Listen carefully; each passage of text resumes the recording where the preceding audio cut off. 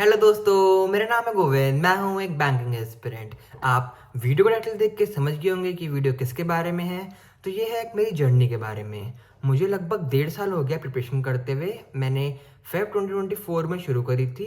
इस एक 1.5 साल के दौरान मैंने अपने 4 एग्ज़ाम्स के में से 3 प्री निकाले, बट मेरा मेंस एक भी नहीं निकला। तो मेरे को ना एक कल या परसों की वीडियो में कमेंट मिला था कि ना मुझे एक ऐसी वीडियो बनानी चाहिए कि जिससे जो अभी बिगनर्स हैं वो गलतियां करने से रुक जाए। कि अगर मैं अभी शुरू करता और मुझे किसी को गाइड करना होता कि तुम ये गलतियां मत करो, तो मैं उसको पहले बता देता। अगर मेरी इस वीडियो से ना किसी एक की भी मदद हो जाए ना तो बहुत बढ़िया हो जाएगा। क्योंकि जब मैं बिगनर था ना तो मैंने भी ना यूट्यूब पे जा जाके ट्राई करता था कि मैं कैसे शुरू करूँ क्या नहीं करूँ। मुझे ना वहाँ पे एक रैंडम वीडियो मिली थी और उसमें ना मेरे को बताया गया था कि अगर आपका एक सब्जेक्ट भी स्ट्रांग है ना और आप बाकी 2 को एवरेज लेके चलो तो आपका बहुत आराम से पेपर क्लियर हो जाएगा। मुझे लगा यार तो अच्छी बात है, आराम से हो जाएगा। तो क्योंकि मेरी जर्नी में मेरा रीजनिंग फर्स्ट मंथ से ना मेरा था कि यार मैं कर सकता हूँ, रीजनिंग में बहुत अच्छी रीजनिंग थी। और वहीं पे मैथ्स और इंग्लिश बहुत बेकार थी। तो मेरे को तो यार स्ट्रैटेजी बढ़िया लगी, यार एक सब्जेक्ट से हो जाएगा, बाकी 2 का एवरेज तो कर ही सकता हूँ ना, इसमें कौन सी बड़ी बात है। बट उसमें ना ये दिक्कत हुई कि मेरा रीजनिंग तो चलो टॉप नॉच हो गया कि भाई 35 में से 35 आ रहे हैं हर बारी, 35 के 35 या फिर 33+ तो लेके आ रहा हूँ हर बारी हर पेपर में से। आरआरबी पीओ में मैं 40 में 40 लेके आया था, एसबीआई क्लर्क में 35 में 35 आया, ठीक है। बट वहीं ना दूर उसमें मैथ्स के और इंग्लिश के ना, जैसे मैथ्स का 35 का है तो उसमें मेरे 18-19 नंबर, और इंग्लिश का है तो उसमें भी 30 में से 15-16 18-19 ऐसे ऐसे नंबर आ रहे थे। ठीक है, उसमें क्या है मेरा प्रीलिम्स की कट ऑफ, जैसे अगर एसबीआई क्लर्क की बात करें तो 66 गई थी दिल्ली की और मेरे 74 थे, आराम से क्लियर हो गया। आरआरबी पीओ में आई थिंक कट ऑफ 49 थी राजस्थान की, मैं राजस्थान से भरा था और मेरे नंबर 54 आए थे, शायद ऐसा कुछ 56 आए थे, सॉरी हाँ 56 नंबर आए थे। और रही बात IBPS PO की, उसमें 49 था कट ऑफ और मेरे 52-53 नंबर आए थे। तो कट ऑफ से मेरे ऑलरेडी 4-5 नंबर भी 10 नंबर ऐसे से ऊपर आए थे हर एग्जाम्स को मिला के ना। बट उसका ना फ़ायदा ऐसा था कि चलो मैंने प्रीलिम्स निकाल ली बहुत आराम से, मैंने 4-5 महीने की तैयारी करी थी, मेरा प्रीलिम्स निकल गया। बट मेरा मेंस नहीं निकल पाया। अब अगर मैं अपने जो मेन से मैंने गलतियाँ करी उसको एनालाइज करूँ मैं, तो मैंने ना एक तो मैंने गलती करी, सबसे पहले मैं सब्जेक्ट वाइज लेके चलता हूँ कि सब्जेक्ट वाइज क्या क्या गलतियाँ करी हूँ।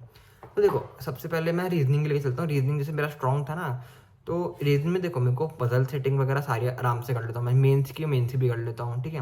बट मेरा ना मेन था क्रिटिकल रीजनिंग। क्रिटिकल रीजनिंग ना मैंने अराउंड शायद छुआ भी नहीं कि मेरा यार नहीं होता यार, क्योंकि मेन था मेरे को ना इंग्लिश थोड़ा मेरा वीक था ना, तो मैंने क्रिटिकल रीजनिंग भी इसलिए मैंने छोड़ दिया कि यार होता है नहीं, बेफालतू का मार्क करता हूँ गलत हो जाते हैं। तो इसलिए ना वो अटेम्प्ट भी नहीं करता था मैं। और क्रिटिकल रीजनिंग ना कम से कम 10 से 12 नंबर की आती है। तो 10-12 नंबर मैं ऑलरेडी मेंस में मैं तैयार ही करके नहीं जा रहा था। तो एक तो वो गलती करी मैंने रीजनिंग में, ठीक है।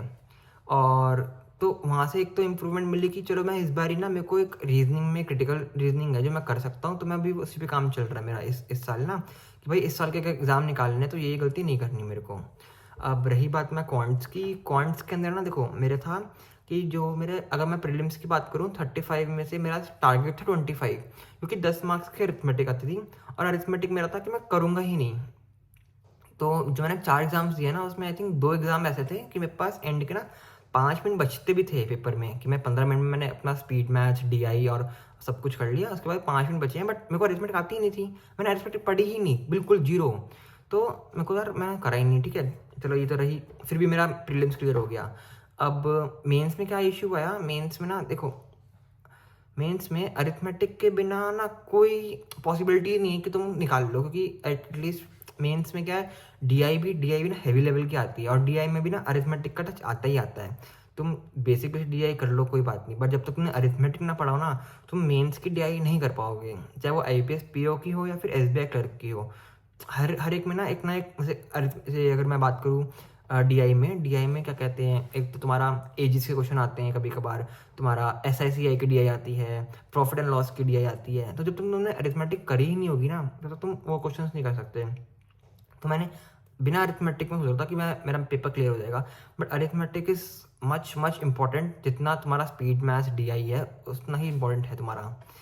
बाकी करते हैं अब इंग्लिश की बात। इंग्लिश देखो इंग्लिश में ना ये इशू था मेरे साथ कि मैं ना एरर वाले क्वेश्चन बिल्कुल नहीं करता था। कि एरर वाले क्वेश्चन आते थे तो मैं स्किप कर देता था कि यार ये तो छूने ही नहीं है, मतलब मैं एक सेकंड भी वेस्ट नहीं करता था उन पे। तो प्रीलिम्स में चलो काम चल जाएगा कि तुमने 25 नंबर सोच के तुम कर लो कि हाँ यार नहीं करना, बट उससे क्या है तुम्हारा ना मेन इशू आएगा मेंस में क्या है, 5-6 नंबर का आता है एरर डिटेक्शन, और उसमें ना कंबाइन करके आता है कि मान लो 3 एरर दे दिए और 3 एरर का एक क्वेश्चन दे देते हैं वो। तो 5-6 नंबर मतलब मेंस में तो क्या है एक एक नंबर बहुत इंपॉर्टेंट होता है। तो तुम्हें ना वो स्किप नहीं करना कभी भी। और रही बात इंग्लिश में, तो क्या है तुम ना अपना बेसिकली वोकैब को स्किप नहीं करना है। प्रीलिम्स में अगर तुम नोटिस करोगे ना, प्रीलिम्स का वोकैब बहुत ईजी आता है, इतना कोई डिफिकल्ट नहीं आता। बट रही बात मेंस में ना, मेंस में वोकैब बहुत क्रूशियल रोल करता है प्ले। तो तुम्हें वोकैब को कभी मिस नहीं करना, ठीक है। अगर इंग्लिश पढ़नी हो तो इंग्लिश में देखो 3 चीज़ें हैं, रोज ही कर लो वो बहुत है। अब 3 चीज़ें क्या है, एक तो एडिटोरियल, एक इलाइट एक्सप्रेस और एक वीडियो मॉक। ये तीनों चीज़ें ना ये करो तुम अनुभव सर से। देख सुबह तुम 8 बजे क्लास लो एडिटोरियल का, अनुभव सर का। उसके बाद ना 9 बजे के करीब ही जब खत्म होता है एडिटोरियल, तभी ना उनके टेलीग्राम पे एक इलाइट एक्सप्रेस आ जाता है। अब इलाइट एक्सप्रेस क्या है, इलाइट एक्सप्रेस ना एक उनकी वर्कशीट है, वर्कशीट मान लो एक तरीके से, कि उसमें तुम्हारे parajumble, cloze test, fill in the blank, error वाले, डिस्क्रिप्टिव राइटिंग, आरसी, ये सब ना कंबाइन करके वो एक अपना वर्कशीट देते हैं, उसको तुम लगा दो, पूरा कर लो, ठीक है। और 11 बजे सुबह के उनका एक वीडियो मॉक आता है अड्डा 24/7 पे, उसको ले लो। तुम्हें ये चीज़ भी ले लेना। और ये मैं तुम्हें रिकमेंड कर रहा हूँ कि तुम्हारा फाउंडेशन एक बारी कोर्स कंप्लीट हो चुका है। अगर फाउंडेशन कोर्स कंप्लीट नहीं हुआ है तो वो भी तुम इन्हीं से कर सकते हो। इनका आई थिंक अग्नि करके बैच है, शायद अग्नि या फिर वाणी करके होगा, इन दोनों में से कोई नाम होगा, मैं श्योर नहीं हूँ। वो आप बैच कर लो अड्डा 24/7 से, उन्होंने इसमें पूरा क्लियर कर रखा है, ठीक है। वो वाला बैच कर लो एक तो, अगर जिसका फाउंडेशन कंप्लीट नहीं है। वरना जिसका कंप्लीट है तुम ये 3 चीज़ें करो, इंग्लिश में बहुत इंप्रूवमेंट मिलेगी। मेरे को मैंने खुद नोटिस करा है, मेरी इंग्लिश ना पहले मैं सोचता था यार 12, 13, 15 नंबर आ जाए, बट लेकिन अब मैं टारगेट लेकर चलता हूँ 20, 22, 25 नंबर तो यार लेके चलूँ मैं इंग्लिश में, ठीक है। क्योंकि क्या है मेन आई पीओ में क्या, पीओ में इतनी कट ऑफ नहीं जाती, तो वो फिर भी क्लियर हो जाएगा। But I B P S clear है ना, उसमें कट ऑफ बहुत आती है। तो उसमें क्या है, लास्ट टाइम आई थिंक 81 गई थी कट ऑफ, तो उसमें मैं कोई क्वेश्चन छोड़ नहीं सकता पहले से ही, क्योंकि last time I think 81 cut off थी और मेरे 70 शायद नंबर आए थे, तो 11 नंबर या ऐसे कुछ था। मेरा I P S clerk pre नहीं निकला था, बाकी मेरे I P S P O, R R B P O, S B I clerk तो निकले, but I P S clerk नहीं निकला। तो मतलब मेन ना कट ऑफ वैसे रह गई थी, ठीक है। इंग्लिश की तो ये बात हो गई। अब मेन ना जी के तो ऐसी चीज़ है कि जितना मर्जी कर लो कम है। अब देखो उस ट्रैप में मत फंसना कि तुम जब पेपर लगा हुआ है, जैसे मान लो अगर अगस्त में पेपर है तो 6 महीने का कर लो उससे पहले का, या फिर अक्टूबर में पेपर है तो 6 महीने का कर लो। भाई वो बहुत गंदा ट्रैप है, मत फंसना। मैं फंस चुका हूँ। अगर मैं तुम्हें अपना एक्सपीरियंस बताऊँ तो अगर रही बात, शायद सितंबर में था R B P O last ना, तो मैंने आई थिंक सितंबर में था, अगर करेक्ट कर लेना अगर याद ना हो तो मेरे को, क्योंकि सितंबर में था शायद आर बी पी ओ का मीन्स। तो मैंने ना अपना अप्रैल, मई, जून, जुलाई, अगस्त और सितंबर थोड़ा सा, तो ये 6 महीने के करे थे मैंने। और लिटरली एक क्वेश्चन नहीं आया उसमें से, सारा जो पूछा गया वो जनवरी और फेब से पूछा गया। और वो पहला मेरा वो फर्स्ट मेंस था, एक्सपीरियंस था नहीं। अब मैं बातों में आ गया लोगों की कि जो पास के 6 महीने का होता है वो कर लो, ठीक। वो 6 महीने वाली ना बात इतनी भी ख़राब नहीं है, क्योंकि मेन दिक्कत है कि वो चीज़ उनके लिए लागू होती है जिन्होंने कुछ नहीं पढ़ रखा। तो एटलीस्ट ये था ना कि यार 6 महीना तो पढ़ लो कम से कम, जिसने कुछ नहीं पढ़ा ना तो 6 महीने का पढ़ लो। बट लेकिन उसमें क्या है, वो बहुत ख़राब चीज़ होती है। और फिर अगला पेपर मेरा I P S P O का हुआ। अब I P S P O में ये था कि मैंने जनवरी से पढ़ना शुरू कर दिया, बट वो था आई थिंक सितंबर में ये था, देन 30 नवंबर को था, जितना मुझे याद है ना, 30 नवंबर को I P S P O का पेपर था मेरा। तो क्या 2 महीने में ना, अब मैं जनवरी से लेके नवंबर तक के कर रहा हूँ, तो मैंने कर तो लिए पूरे, बट रिवीजन नहीं करी। अब मैंने I think I P S P O में ना 28 क्वेश्चन अटेम्प्ट करे थे मैंने, 28 और 28 के 28 ना, ये नहीं था कि कुछ पढ़ा हुआ नहीं था, मेरा पढ़ा हुआ आया था सारा का सारा, बट लेकिन मेन था रिवीजन नहीं करी था ना। रिवीजन की बिना करा मैंने, तो वो दिक्कत आ गई वहाँ पे, कि वहाँ पे ऐसा ऑप्शंस में से 2 मैंने एलिमिनेट कर दिए, बचे 2 में से अब मुझे यार ये या ए है या बी है, तो मैंने जो मेरे रॉन्ग थे ना मेरे सारे, मैंने वही टिक करके आ गया मैं। तो मेरे वहाँ पे वो नेगेटिव करते करते काम खराब हो गया, ठीक है। और उसके बाद फिर मैंने एस बी आई क्लर्क था अपना अप्रैल में, तो उसमें भी मेरी तैयारी अच्छी थी जीके की मतलब उस टाइम तो मैंने बहुत ज़्यादा करी थी। बट अपना एस बी आई क्लर्क का सेकेंड शिफ्ट तो भाई इतना गंदा रोना आया था ना उसमें, तो कि यार क्या पेपर आया था सेकंड शिफ्ट का। बट लेकिन ना मैंने एनालिसिस में ये करा जीके में कि मैंने ना घर आते ही सेकंड शिफ्ट तो चलो ठीक है एसबीआई क्लर्क की, मैंने फर्स्ट शिफ्ट के ना जो आंसर आते हैं ना हमारे यूट्यूब वगैरह पे कि सर्वर डाल देते हैं कि कैसे कैसे क्वेश्चन था ऐसे, मैंने उनको नोट करा और वहाँ पे देखा कि मेरे आई थिंक 50 क्वेश्चन में से मेरे को 30 क्वेश्चन तो आते थे। लेकिन 40 से 50 थे, 50 क्वेश्चन था शायद जीके में ना, तो 50 में से 30 तो मेरे को आते ही जाते थे। तो मतलब मेरे को ये पता चल गया कि मैं गलत नहीं पढ़ रहा, जो पढ़ रहा हूँ मैं सही पढ़ रहा हूँ। वो मेरी बस किस्मत कह लो क्या कह लो कि वो चीज़ है कि काम खराब हो रही है, क्योंकि मेरा IPS PO भी 28 क्वेश्चन मेरे को आते थे, बट वो हुआ कि रिवीजन नहीं थी मेरी, इसलिए वो खराब हो गए। SBI क्लर्क में को 30 क्वेश्चन आते थे, बट लेकिन शिफ्ट की वजह से वो खराब हो गया कि यार पहली शिफ्ट मिलती ना तो मेरा अभी तक बैंक का पेपर कब का क्लियर हो चुका होता, अभी मेरे हाथ में जॉब होती। बट वही है, किस्मत का कुछ कह नहीं सकते।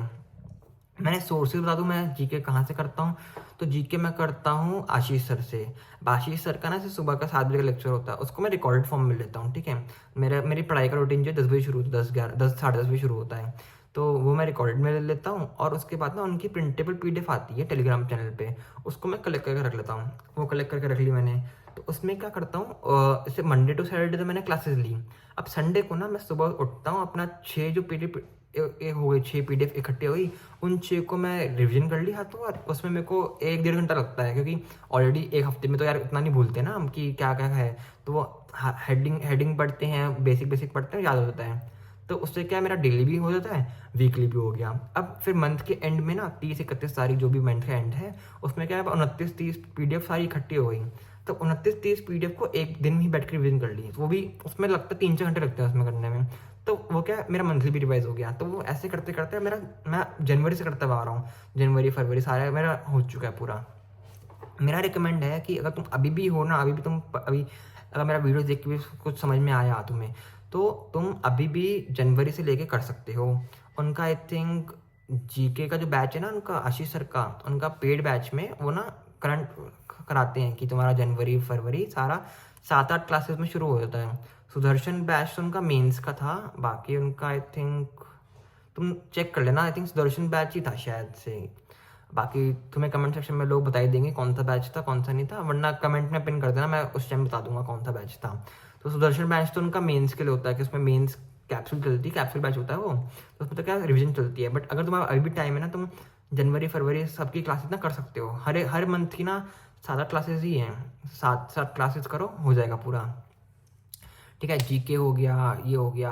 अब डिस्क्रिप्टिव वैसे अगर कोई IBPS PO के लिए टारगेट कर रहा है, तो डिस्क्रिप्टिव के लिए ना तुम वही कर सकते हो, अपना राइट एक्सप्रेस खोलना अनुभव सर का, उसमें क्या सर ना टॉपिक देते हैं रोज का एक, तो उस टॉपिक को उठाओ और चैट GPT पे डाल दो। इसका मन नहीं करता ना लिखने का, जैसे मेरा मैं रोज रोज नहीं लिखता हूँ, तो मैं क्या चैट GPT पे डालता हूँ और उसके जो आता है ना उसी को मैं पढ़ लेता हूँ। एटलीस्ट क्या पढ़ने से भी ना कुछ तो माइंड में जाएगा ही, तो वो चीज़ कर लो, ठीक है। अब मैंने अपना reasoning, maths, GK, English, descriptive सब कवर कर ही लिया है ऑलमोस्ट। अब बाकी किसी को फाउंडेशन कहाँ से करना है, अगर तुम्हारा ये पॉइंट है तो देखो, फाउंडेशन करने के लिए ना मैं टीचर सजेस्ट करता हूँ, एक तो शिवम सर ना 24/7 पे उनका शिखर बैच है, शिखर बैच कर लेना रीजनिंग के लिए। बाकी अनुभव सर है, अनुभव सर का है तो अग्नि या तो वाणी, ऐसा कोई बैच है, दोनों में से चेक कर लेना, मेरे को श्योर नहीं है, अग्नि या फिर वाणी ऐसा कोई बैच होगा, वो कर लो, ठीक है। उसके बाद रही बात इंग्लिश की, मैथ्स के लिए ना मैं फॉलो करता हूँ हर्षल सर को। अभी पहले मैंने नवनीत सर और शांतनु सर को फॉलो करा था, बट उसमें क्या उनका ना मेरे को प्री तो समझ में आया, बट मेरा मेंस ना नहीं हुआ पाया मेरे से उनसे। और ये बात ना मेरे को एक्चुअली ना जब मैं सेंटर में पेपर देता था ना, वहाँ पे भी लोगों ने बहुत मेरे को शेयर करी कि यार वो चीज़ करो कि हर्षल सर से पढ़ के देखो तो मैथ्स वीक लग रहा है। मैंने किसी की बात नहीं सुनी। SBI क्लर्क के बाद ना मैं जब आके उनकी क्लासेस देख रहा था, तो एक्चुअली जो उन्होंने यूट्यूब पे पढ़ा रखा था ना, वही सारे क्वेश्चन आ रखे थे। तो मेरे को लगा यार शिट यार, मैं पहले अगर मैं 1-2 महीने पहले पढ़ लेता ना, तो SBI क्लर्क में निकाल सकता था। तो अब अब मैं हर्षल सर को फॉलो कर रहा हूँ। तो अगर किसी ने अभी भी फाउंडेशन स्टार्टिंग से करना है किसी को मैथ्स का, तो उनका हर्षल सर का एक बैच है, लर्निंग नीति पे है उनका बैच, तो 0 to Infinity करके होगा उनका बैच। उसमें क्या है, उनको 0 to Infinity, तुम्हारा पेड बैच, मेंस वगैरह सब आता है, तो तुम उसको कर सकते हो, ठीक है। अगर फाउंडेशन में मैंने बता दिया। टेस्ट सीरीज किसी को देखनी हो तो टेस्ट सीरीज में देखो, टेक्स्ट बुक है एक और ऑलिव बोर्ड है। टेक्स्ट बुक में देखो, टेक्स्ट बुक तो मैं देता हूँ एग्जाम रेलिवेंट के लिए, कि एग्जाम में कैसे क्वेश्चन आता है ना वो मैच करना, तो मैं टेक्स्ट बुक को फॉलो करता हूँ। रही बात कि मेरे को कोई हार्ड अगर लेवल का देखिए प्रैक्टिस हार्ड करने के लिए, तो ऑलिव बोर्ड देता हूँ। और अगर उससे भी हार्ड करनी हो तो प्रैक्टिस मॉक है एक, तो 3 मॉक का, अगर मेरे पास अभी 2 है करेंटली, मैं 2 को फॉलो करता हूँ, एक टेक्स्ट बुक, एक कॉलेज बोर्ड।